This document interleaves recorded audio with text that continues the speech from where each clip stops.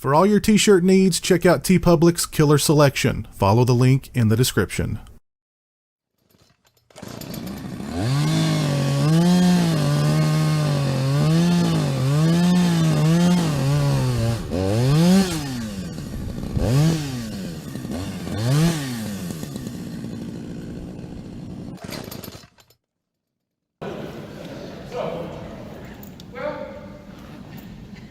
How many of you are coming to be sloshed with me today?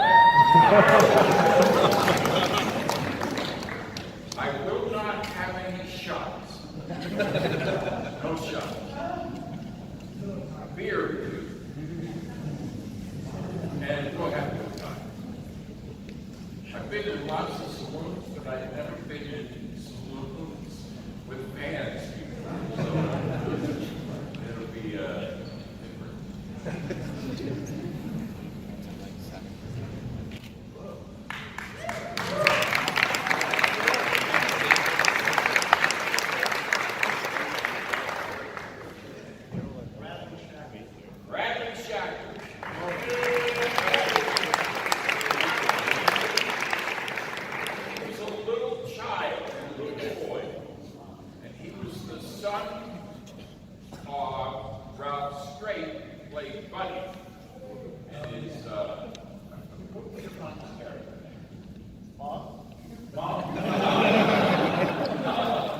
I knew her as mom.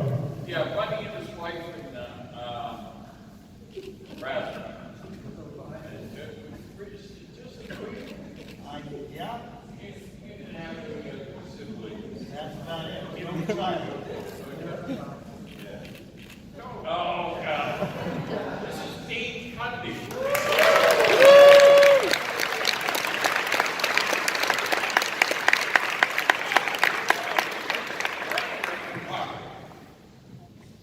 And still is. And a funny thing. Yeah. And Tommy Lee Wallace.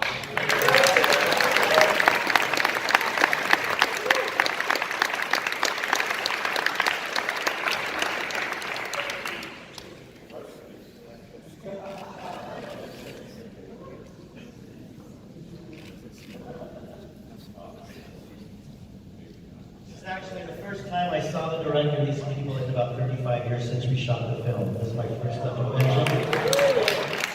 If my kids and self is on their way to this. This is really a weird setup for anybody who sits right here. None of you can see that person. And same on that side. Oh shit! I don't give one. Take a Charles ride.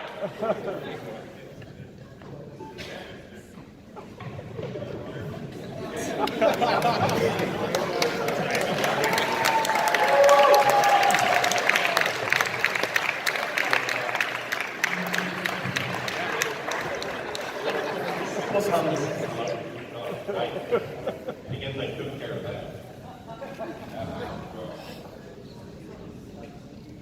So we don't know if anybody's coming to run this or not. I'll run it. Come on, let's have some fun. That's my first introduction panel. Is this just a panel like a question and A? She's signing it. Okay. Yeah, she's signing it. Anybody have any questions? I'm sure at first you guys do have questions. This is kind of funny. Let me just take it in for a second. All right.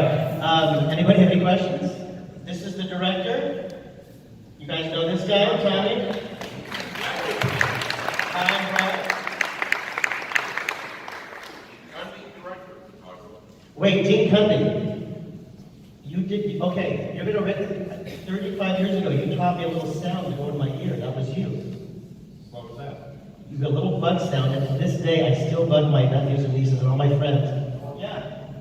To this day, I think it was you who taught it to me. You were popular at the time. There was another one. Oh my gosh. I guess I We're probably just reminiscing if you learned don't mind from us. Dean or from John. You go up to somebody, especially if they're wearing jeans, and you get out your lighter and you go ching on their butt, and you count to what, 3, and then take it away.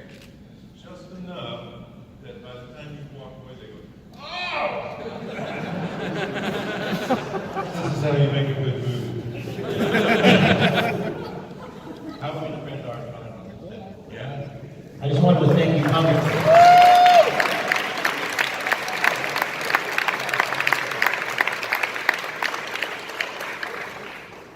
Is there a chair for us to make?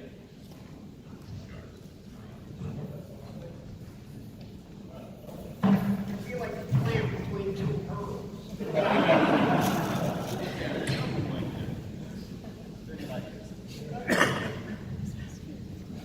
So I'm going to tell you a story about Ralph Strait, who played Buddy, who was a dear friend of mine in real life. And he was his father in the movie, Bradley's father.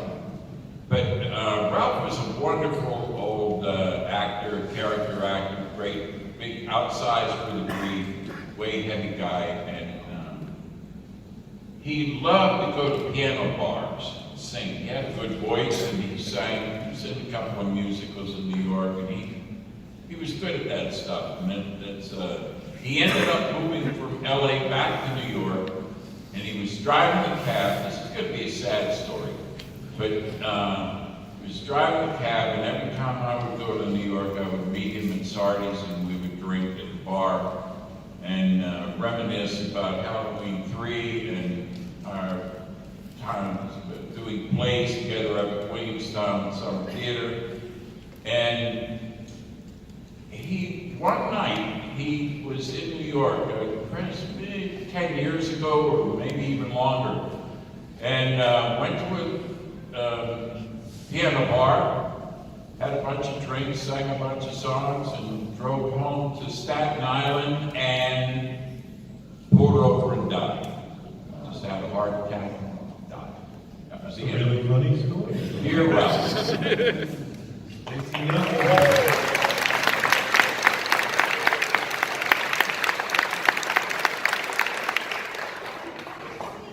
Sorry, I'm late. I know that you're right next to me. Why you girl walking Hi, me over? everybody. Thank you guys for coming. Seriously, this is an amazing show. Yeah, yeah, Really, really, really great. yeah. So, as you were. So was there an end to that story?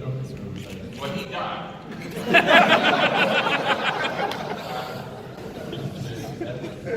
Sounds like I walked into a really upbeat story here.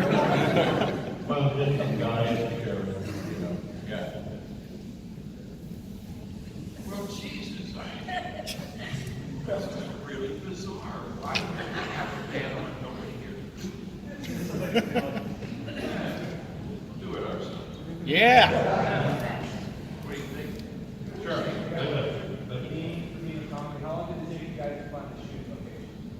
How long did it take us to find the shooting location? In case you couldn't hear the factory, I don't think. How long was it? We were, it was really a nice, pretty smooth sailing thing because we started in Eureka, Northern California, and as most people know, Lolita is just a little south of Eureka. So the plan was to come down the coast looking for the perfect location, and what, about 50 miles out of Eureka, we found it. Oh, okay, thank you. Let's move on to the next part of the production. So, you know, finding Lolita was a good key to the other assorted locations we needed, such as a couple of places in Sierra Madre and around other parts of Los Angeles. But anybody who's been up there on some sort of mission of research for Halloween 3 knows that when you drive into Lolita, it is just like the character in the movie driving into this place. You feel like you're being watched. It's just a strange little town. Yes, sir?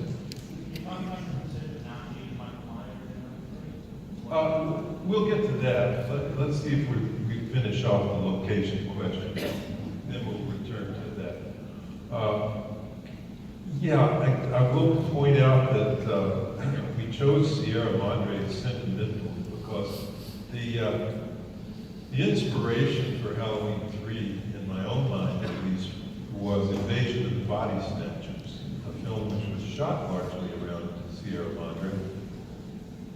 So you'll see all sorts of references to that movie. Santa Mira, the name of the town, for example, is right out of Invasion of Body Snatchers.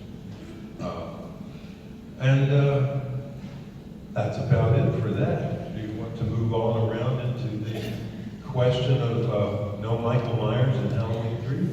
Where we should go next? John and Deborah did Halloween, as you know, producer and director and co-writers. And I got in on the ground floor pretty early on. A friend of John's, we'd done movies together before.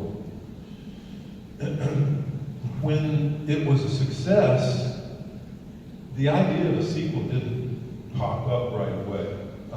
We did other movies first, so it was 2 or 3 years later, I think, before we got to Halloween 2. And all of us were really naive.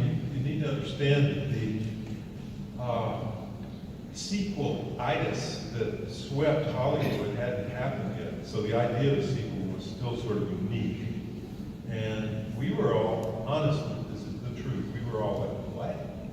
Sequel? Why would we want to do a sequel? Really, most sequels are driven by money more than anything else. Godfather maybe being an exception. It was a great story and it needed 2 movies to tell it. Or actually, I guess 3. We can debate about that. But we weren't interested in Halloween 2 at all. But it became obvious that a train was leaving the station whether we were on it or not, and so it went forward. I was originally going to direct it, but I had to confess I didn't care for the script. And John and Deborah deserved a director who was really enthusiastic, so I felt horrible and I felt like I was blowing a good chance, but I said no because I just hated the script.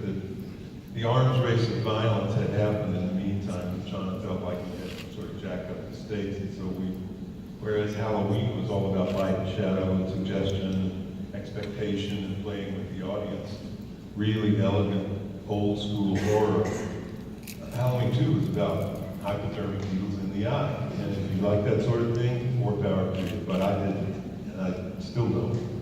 And so I said no. Okay, so that all sets the stage for Halloween 3, at which point John and Deborah had really had it with Michael Myers, the legend and the knife and all the whole business. And they said, well, okay, we'll do it as long as we don't have to do that again. And that's how the whole thing was born. We sat around and said, whoa, wait a minute, what if we did an anthology series where you had a new story about Halloween every year?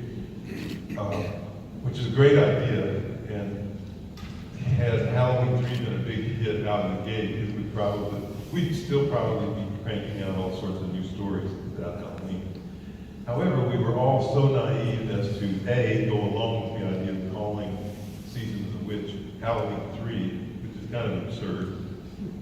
And it was just our naivete to let Universal advertise the movie without a hint of setting the table and saying, here's what we're trying this year, something all different, all new. We didn't do any of that, and so the audience went in to the theaters and went, where's Michael Myers?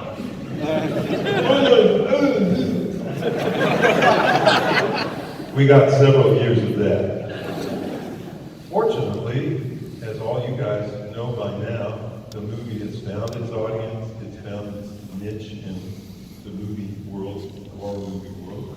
And in fact, all due respect to the original Halloween, this movie is actually about Halloween.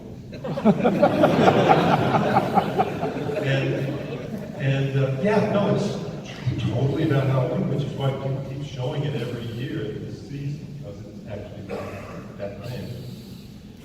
And that's kind of the thing that happened. That's the reason there was no Michael Myers in number 3.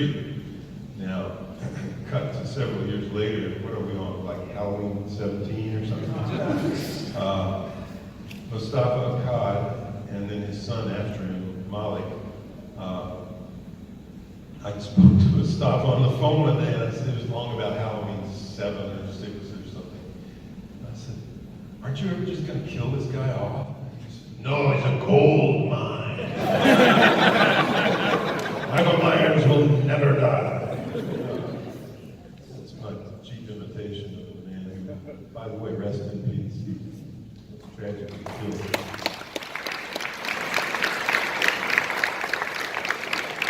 But anyway, as we know, the legend goes on and on and on and on and on. And I understand the new Halloween kind of drops everything but the first two and kind of starts over. I believe they explain that away by saying, oh, they made all that stuff up or something like that. I haven't seen the movie, so I don't know.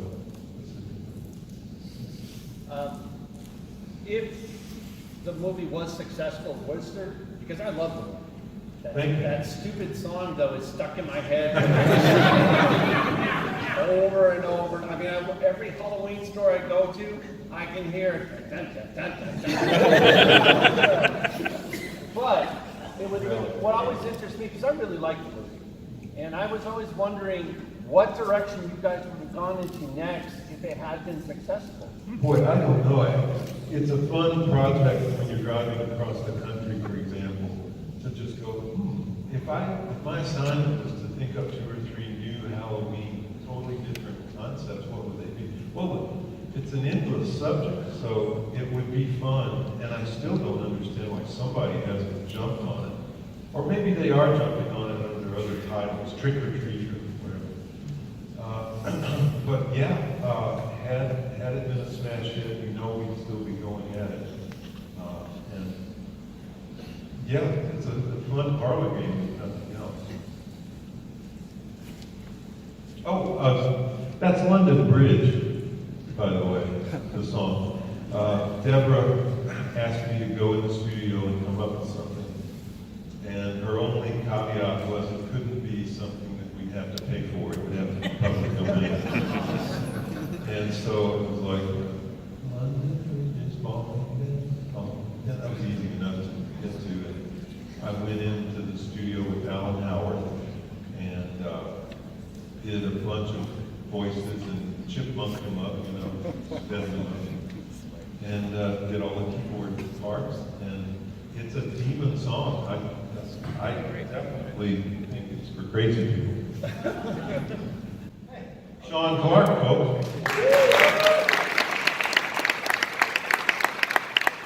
So our moderator, Steve Martin, apparently mixed some stuff up and didn't show up. But Brian Collins, who's doing other panels today, happened to be in the house, and he said he'd jump in. So it's here for Brian Collins.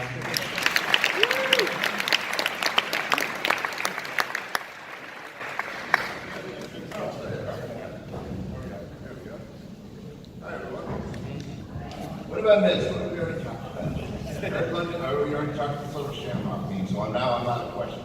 That's obviously. We talked about why there's no Michael Myers in Halloween 3. We sort of set the table about locations for this movie. And that's about as far as we've got. Hey, have we talked about Sam Hain? No, we haven't talked about. That was an interesting, the story originally involved the fact that they find what is it, Sam Hain. Yeah. And they say, oh, he's the guy. Sam Hain, H40, because it was a Celtic,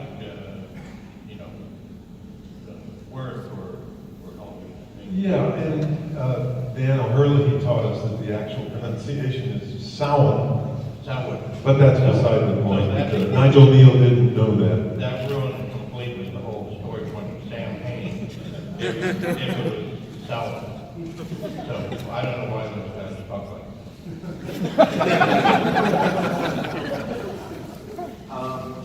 Dean, I was asking curious for you, because you're doing the Halloween 3, but obviously it's set in the universe one, but these looks like you're actually shooting some of the same areas. How do you go about approaching that? Can you guys hear that? Is this right? Yeah. I was asking Dean, he's doing Halloween 3, it's not the same universe this time, but he's shooting some of the same areas, so how does he go about making it look different, but also fit? Well, I think each film has its own look. What you do complement or explain the world, the story, the characters and everything. And each movie has its own kind of look. So I just approached it not as Michael Myers because he wasn't in it, you know. Oh, I knew when I was 12, very confused. Yes, indeed. So I just approached it as different, and I, you know, as a cinematographer, I was kind of delighted that it was a completely different story. It wasn't the same one. It was going to have this kind of fantasy spookiness to it. So, and completely different locations, you know, as Tommy mentioned. So I just, you know, started from zero and said, what did it need? Being the director of a movie where most of the crew and I have been in the trenches together on earlier movies, not me as director, but me in other capacities, I can't tell you how reassuring it was, because by then I knew that Dean Cundy was unparalleled in his talent. And the idea of getting to settle into a movie where I didn't have to think much about, was it going to look okay? I knew it was going to look fucking brilliant. And of course, Dean has gone on since then to just chart his way into the stratosphere of great movies. So I just want to tell him how grateful I am that he was directing the photography. Damn good job.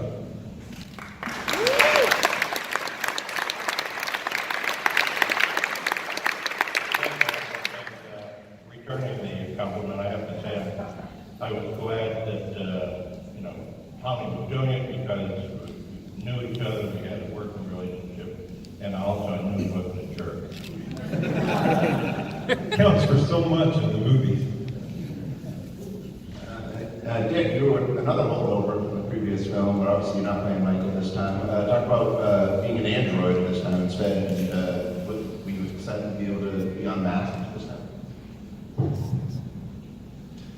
Well, I had to work very hard to get into the part. I just took the Myers mask off and did it over again.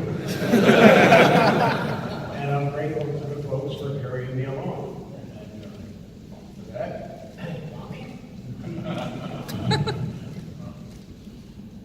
yeah, I had us one time doing the film. Worked with Tom, Dean, and Stacy, and we, I think it was Tommy or John or something, maybe Deborah, somebody called me when we were still putting it together and said, I was already cast as the Dr. Chavez, and they said, we're looking at you have 3 girls here. We're gonna, will you come over and read with them and figure out if one of them is right for Miss Grimbridge. And I can't remember the other 2 or who else was there, but when Stacy walked into the room, that was that we all knew, and she got the part. Did they call you that day? Called me as I was walking in the door Great. home from the audition, which never. Great, yeah. No, it was really magical. The whole thing was really something. Yeah. And Tom, we're all helping each other here, and there's a reason. Yeah. It was the most easygoing. Tommy Lee and Dean, everybody was so cool and so just into what we were doing, and easygoing and passionate, but not crazy nuts, neurotic. And Yeah. Tom, I mean, the greatest co-star. He made everything so much fun and so easy. You probably all met him because I've seen the line said this too. He's hilarious, so he makes everything fun. So. It was a non-assholic set. I do want to add one. Tommy was referring to Invasion of the Body Snatchers, and the place we're drinking tonight, the Buccaneer, is up there and overlooks the square where the original Invasion of the Body Snatchers trucks dropped off the pods. So while you were listening to opaque so that you can look out the window if it's not too dark and see that square. What about that little theme? Anybody here take piano lessons when you were young? Jesus Christ, no one.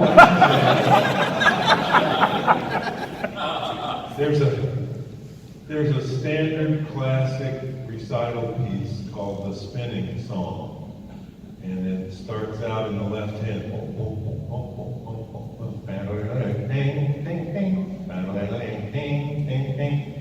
And that was the basis for my arrangement of London Bridge and the 8 More Days lyrics. But it does get in your brain.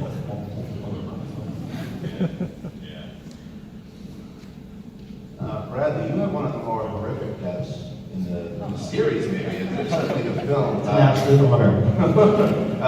Talk about snakes. Talk about and whatever else was in there with you. How did you prep for something like that? Well, they made a mold of my head, and they put plaster all over it, and they reversed the mold. If you could answer most of them, I can't, because I was still a kid at the time. And they basically reversed the mold and molded it with the mask on it. They just put the snakes and runs through the tube, and we all laughed. You know?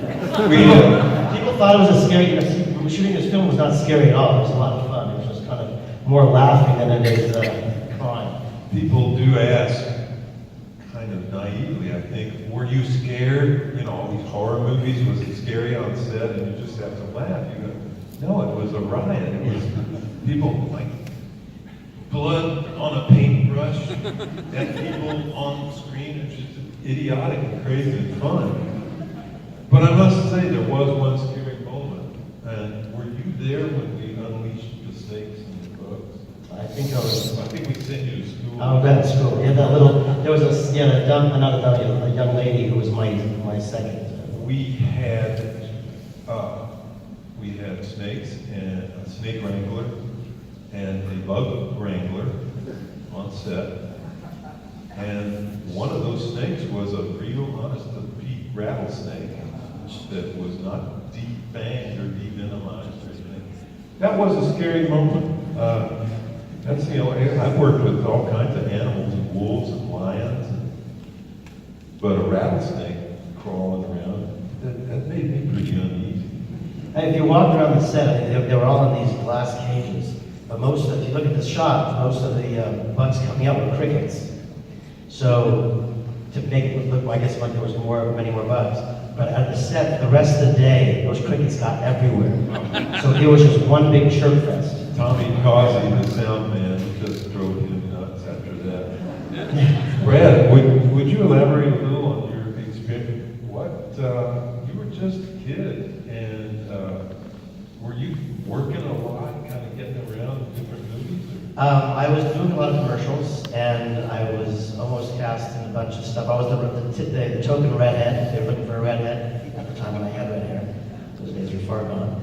I was doing lots of commercials and voiceovers. I was a voice of a shorter of Charlie Brown for a while, but I did lots of commercials. I remember actually when I came into audition, you know, he said, you have to be a real big brat. I said, well, that's pretty easy for me. So I was like, no, just kidding. And I just remember at the audition, you were in the audition with the casting director, and I would read the line, and you guys would just start laughing. And I'm like, how rude. What's the big problem? And I read it again, and they started laughing again. I'm like, okay, well, so much for that. I guess you've got to learn how to take it. It's good for the self-esteem to... Anyway, so they were laughing. I took it out of the bad side, but I was actually shooting a Friendly's ice cream commercial. And my mother opens the trailer for the door where when you're under 18, or 16, you have to go to school while you're on the set. You have to go to school for about 3 hours a day. And she poked her head in, and she goes, you got Halloween 3, and she closed the door. And that was the beginning of an adventure. So in the shooting, everything, the whole process, everybody was so wonderful and friendly. It was, you know, it's a blast. When you're on the set, as an actor, when you're not working, it sucks. When you're working, you're having the time of your life. And it really was. All right, Tom, I gotta ask about throwing the mask over the TV. According to the internet, this took you 40 takes. I can't imagine great Tom Atkins took We photographs. did it the first time. Yeah, okay, that makes more sense. Oh, yeah. No, we didn't. There, Yeah, I got, somehow was free, got the mask, and was still bound somehow and kind of flipped it. And then I think Tommy, and it went 4 feet in, you know, the thing was 30 feet up on the wall. And Tommy got up on a high ladder and took the mask. From what I remember, it went like that from about 3 feet away from him and missed about 4 or 5 times. And when I was looks in the movie, bang! my friend Dean will confirm that what happened was we were rehearsing, done in pieces if you watch, the shot where the mask flies through the air and lands on the camera is its own shot. And so I was standing there and the camera was getting ready, you know, and I was saying, I want it to be kind of like this. I went, and it went on the goddamn camera. It was exactly what I had done. And Dean was standing next to him. I heard him mutter, oh, shit. Because the camera wasn't rolling, of course. We're not even in rehearsal yet. But he knew, being a veteran, that it's going to take us 27, I think it was 27 takes to actually get it to do that again. And he was right. Well, and that's always the thing whenever you're doing some tricky little stunt or something like that. You never want to curse yourself while you're rehearsing.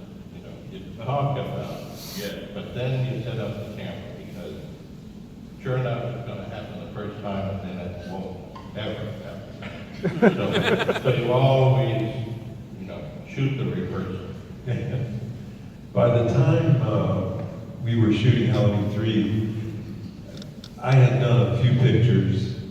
Dean had done many, many pictures. So I looked at him as kind of the old pro by then. He knew a lot of movie lore. And so we're out there on the road, we're getting near the end of the shoot, and there's a simple shot of a car which Tom Atkins is driving, only in this case it was stunt driver Dick Warlock in his place. And all that needed to happen was the car had to come tearing down the road and take a right into some gravel and down past us, and then we cut to where the car lands. And not a real complex thing, or so we thought. And Dean had just been instructing me before that on several location occasions that it's always good to know where you're going to jump if something goes wrong. Just have your exit prepared. It's just good intelligence, safety information. Okay, so you just pick out a spot. If something goes south here, I'm going to dive over there, or I'm going to get behind this thing. And so we're standing there, and I think maybe I thought that for a minute, but it's such a simple thing we were doing. Just a car gets off the road and goes over there. And here comes Dick.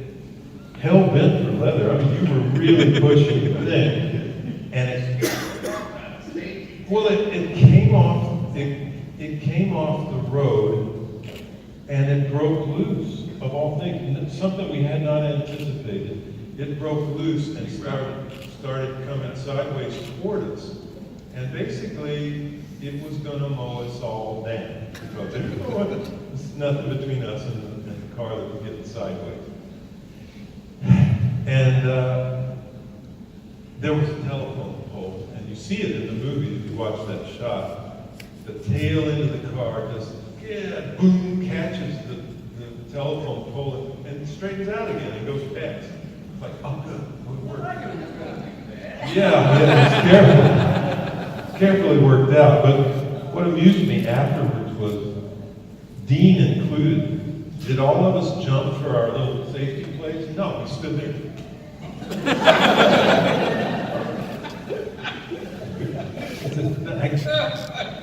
I went back to that telephone pole later, it's the place I walked my dog, and thanked it. But see, I knew that Dick was completely in control. And it was just an embellishment of the shot. I was worried. Oh, I knew that really and truly, they was in total control on that. Shot. Wasn't it Stacy? Well, it might have been a stunt person because, I mean, it is a stunt, technically speaking, but it was pretty simple.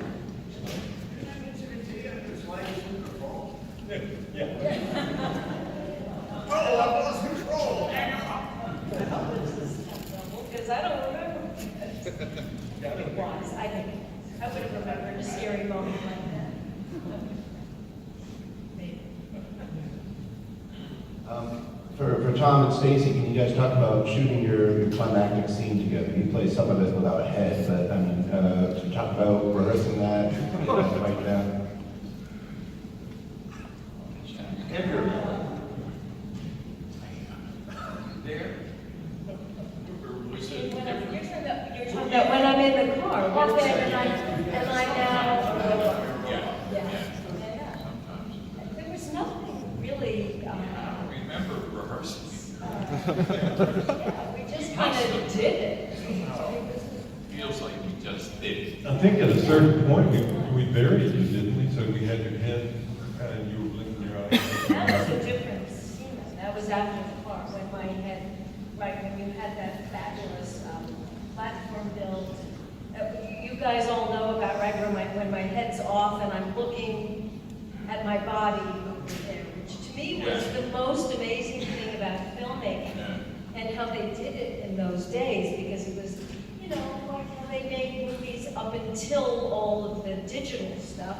They really had to use imagination and thought, and they built this platform that a body could go under, and they had grass all over it, and so they had two holes, one my body double, who was exactly my size, wearing the same outfit that I had been wearing for what, like weeks at that time, the same outfit. So, you know, you look down and you're always wearing the same thing. So the body double, who was exactly my size, is over there, and there was a hole, and her head went down into the platform, but she could breathe because there was enough room and air, covered with dirt and grass so that you couldn't see where, you know, she was.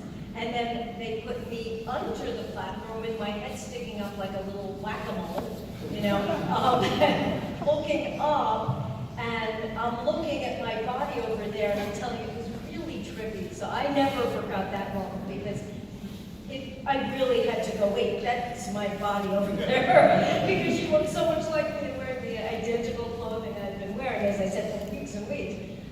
It was really cool how you guys did that. And that was that moment, but that was a whole separate setup. That was not when we were in the car that night. That was a whole separate, we did that on stage, right on the sound stage. Or something, yeah. That wasn't in the, on that. I thought it was pretty bizarre when her arm attacked me. And I had to hold it and do well. And I'm sure I thought, oh my God, is this real? What real? Sure, we all rehearsed it. We all rehearsed it as children out in the backyard. You know?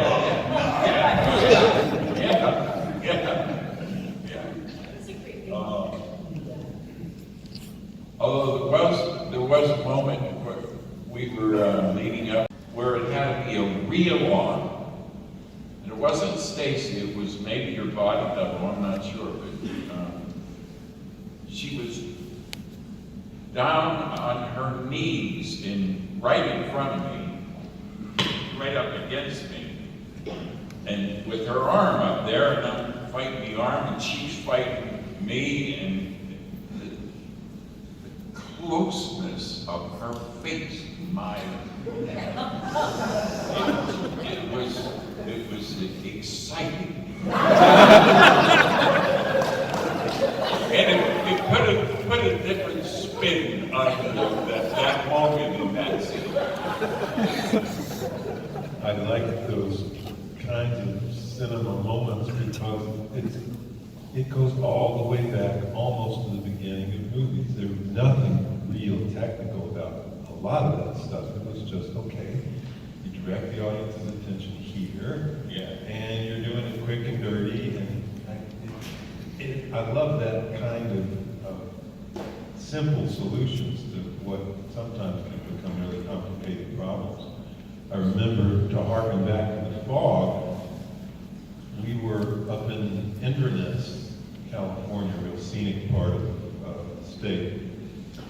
And we had to get this chair to tremble and move in a ghostly way because the fog was about, and that meant weird things were happening. And we were locked in this long discussion. I think Dean was in on the conversation. And several people were trying to weigh in on what would be the best way to make this chair move and tremble just so. And it was getting complicated about pulleys and time release crap and stuff. And Dick Albane, the special effects man, kind of leaned in and said, "Why don't I just hide over there behind that chair with a stick and just push it a little bit?" And I was like, yeah, that's going to work. I love that stuff. We have time for a couple more from you guys before the next guy. Yeah, Red Hat. I just have a question for Simon Lee Wallace. First of all, Halloween 3 was definitely not one of my favorites growing up, like when I first got into the series, but in recent years I found a new appreciation for it, and I love the movie now. Come to Jesus moment. Yeah, absolutely. But I've always wondered, how did Cattle Cochran get Stonehenge to Silver Shamrock? Magic. All right, I'll take it.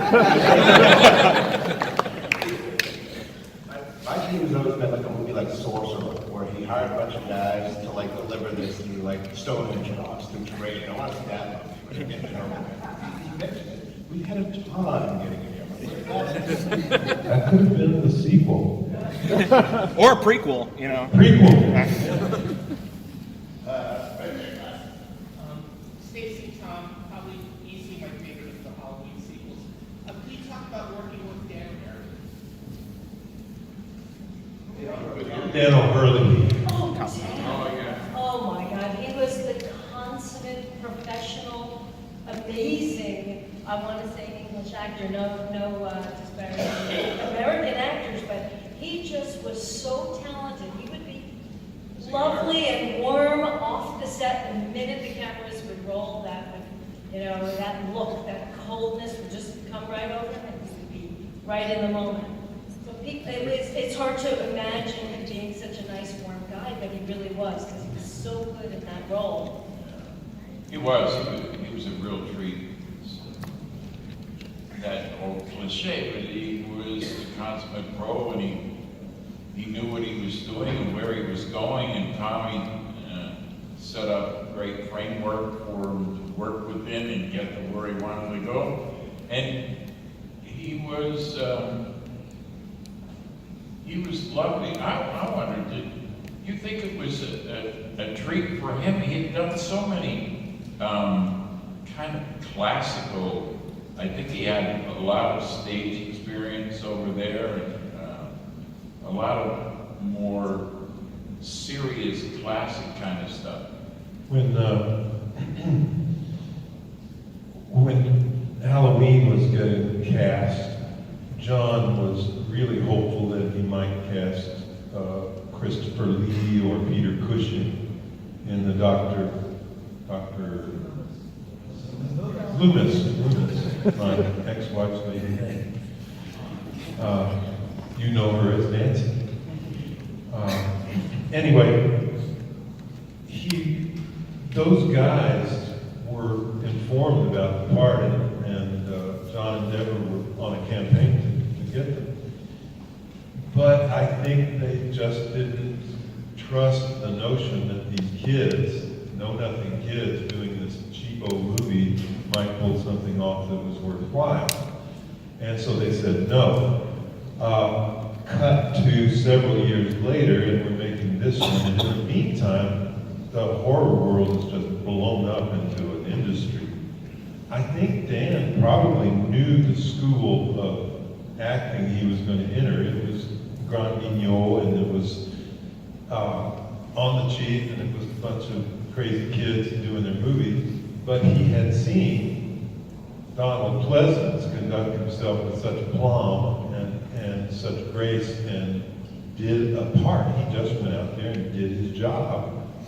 And so I suspect that when Dan got the call for Halloween 3, the entire industry had gained a little respect, and he did not just blow it off and say, nah, who'd want to do that? I'm an actor. No, it wasn't at all. He brought his professionalism and his great acting training to it, gave it everything he gives the most serious part, and that's the secret. Yes, so quick question. So obviously we know in retrospect that at the time Halloween 3 was kind of panned mostly because people were like, no, where's Michael at and everything. But going back with the benefit of hindsight, would you have done anything different to the film? Because the film obviously has its fans, it obviously has great ideas, it's a great film, but would you have done anything different? There's kind of a two-part answer to that. On the one hand, advertising, oh hell yes. We would have done a great ad campaign that set the table for audience expectations. And it just goes without saying. And possibly, if we could have waved a magic wand, we might not have called it Halloween 3. We'd have just called it Season of the Witch, because it's a good movie in its own right. But it created false expectation. There was this other part of this, and I've already forgotten what it was.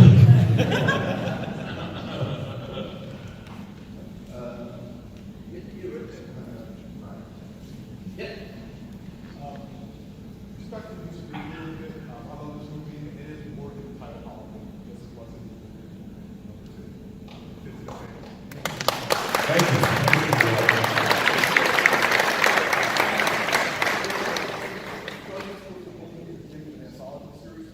Had it been successful back then, y'all don't have thought that maybe that's what might have been the next several. We hadn't gone that far into it.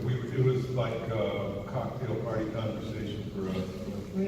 Well, how about aliens? You know, we just hadn't gotten that far into it. I did think of what I wanted to comment about the movie, though, and it's a attestation to John's way of making movies.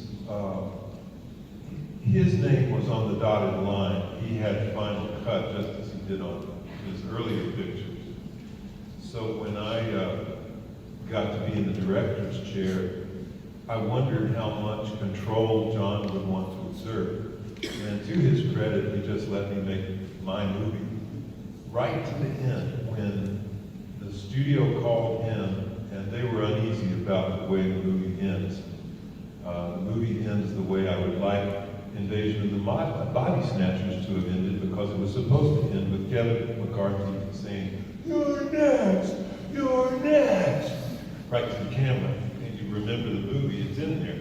But it's not the end of the movie. They put this kind of fake bookend thing where the audience is let off the hook because, oh, the cops, he's in the police station, it's all going to be all right. And he's all, oh, great, I'm so glad. And it's like, I hated that.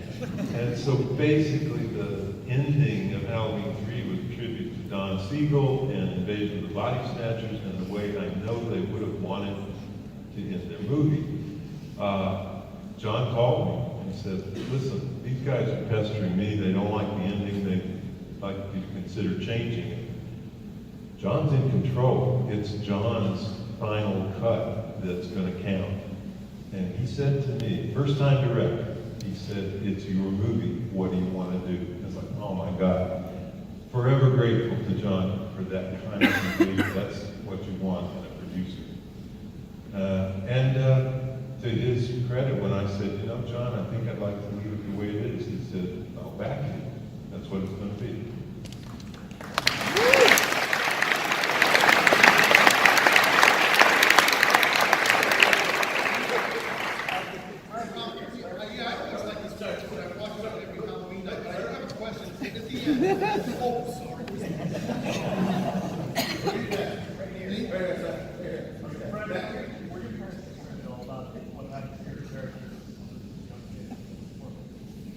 No, well, my parents are from Canada, so they thought when I got involved in acting when I was like 3.5 years old, they thought I was a big hoot.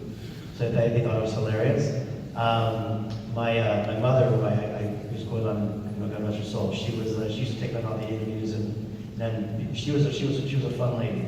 But they you know, because it was all fun. It really was just all fun and games. It was all just a big experience.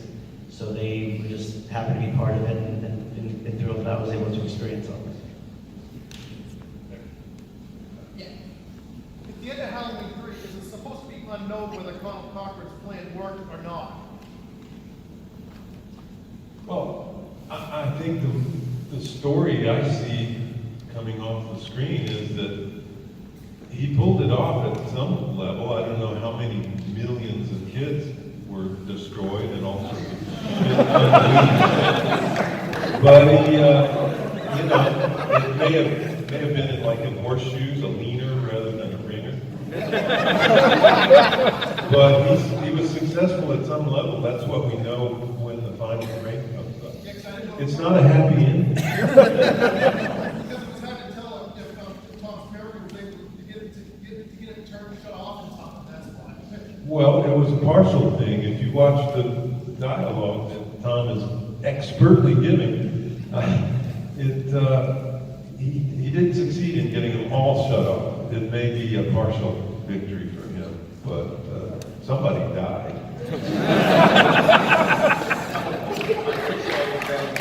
Since you know that this movie takes place in the world where the Halloween movies exist, my take has always been everybody died except the people that made Halloween 4 through 5.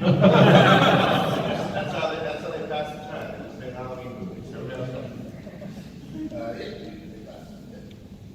Hey, tell me, I just want to say that Halloween 3 is, aside from Halloween 1, is my favorite of the whole series. It's amazing. Thank you. As well as your work, on the miniseries, as well as your work in Halloween 1.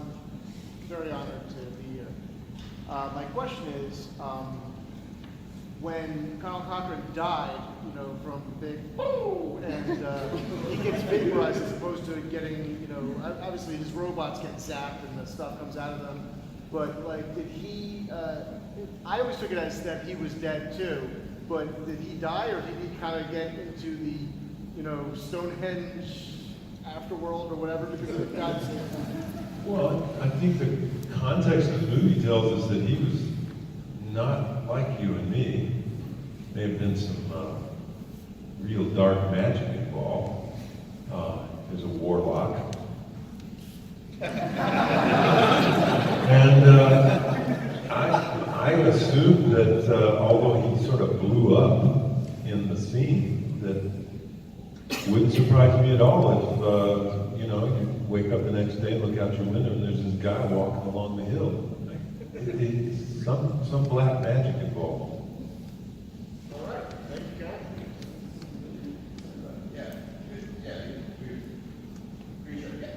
So, one of the things I really like about the movie is the idea of the technology and the magic kind of playing together. It's not just superstitious magic, it's also this kind of technology aspect. Can you talk a little bit about where that came from, where that idea, that marriage came from in your head?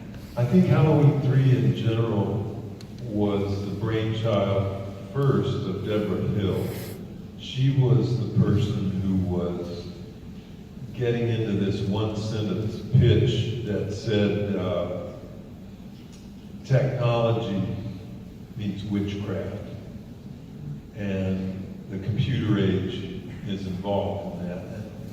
It grew out of that. I think that's what she told Nigel Neal before he started writing the script.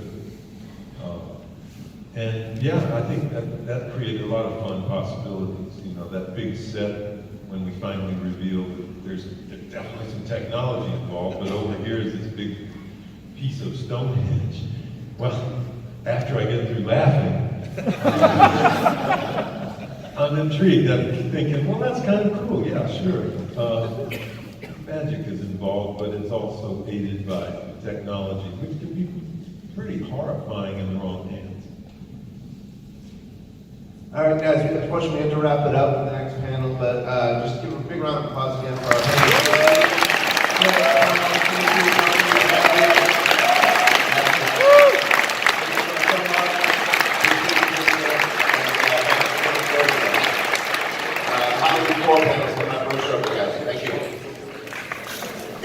a $1 a month club and help support my channel on Patreon. Thank you to my current patrons, Kevin Smythe, Orc145626, B-Movie Mike, Robert Sobel, Turi Delamore, Stephen Flanagan, Lori Holt, Mitch Odell, Farron Sutton, Craig Farrand, Jeremiah Lambert, Grindhouse Grotto, Joseph Charlesworth, Chris Earls, Derek Jana, Demon Waffles, Tim Williams, Stone Gassman, Zachary Barton, Mr. Bibby 86, James Welch, Eli Geisler, Jeff Overing, Cliff Hostetter, Kyle McGuire, Jay the Stingray, Lauren Dixon, and Travis Davis.